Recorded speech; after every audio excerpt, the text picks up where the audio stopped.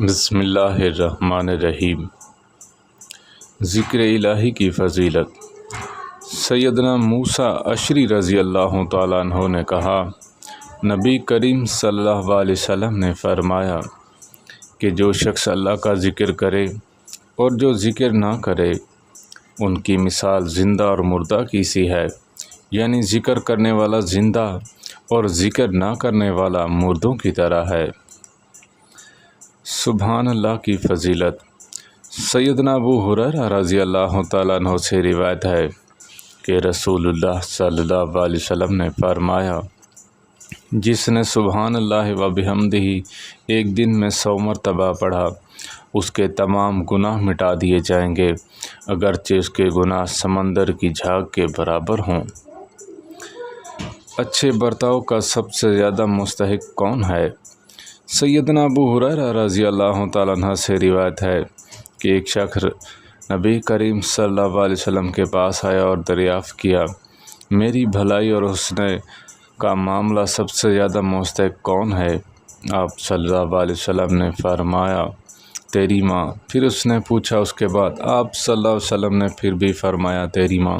اس نے چوتھی مرتبہ پوچھا تو اس کے بعد آپ صلی اللہ علیہ وسلم نے فرمایا، پھر تیرا باپ۔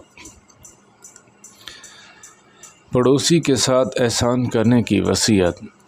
سیدنا ابو شرح رضی اللہ تعالیٰ عنہ راوی ہیں کہ نبی کریم صلی اللہ علیہ وسلم نے فرمایا، اللہ کی قسم وہ مومن نہیں ہے، اللہ کی قسم وہ مومن نہیں ہے، اللہ کی قسم وہ مومن نہیں ہے۔ دریافت کیا گیا، یا رسول اللہ صلی اللہ علیہ وسلم کون شخص ہے؟ آپ صلی اللہ علیہ وسلم نے فرمایا، جس کا پڑوسی اس سے تکلیف اٹھاتا ہو۔ کم آدمی زیادہ آدمیوں کو سلام کریں۔ سیدنا ابو ہریرہ رضی اللہ تعالیٰ عنہ سے روایت ہے، نبی کریم صلی اللہ علیہ وسلم نے فرمایا، کم عمر والا بڑی عمر والے کو، چلنے والا شخص بیٹھے ہوئے شخص کو، کم آدمیوں کی جماعت زیادہ آدمیوں کی جماعت کو سلام کرے۔ تکلیف یا مشکل کے وقت دعا مانگنا۔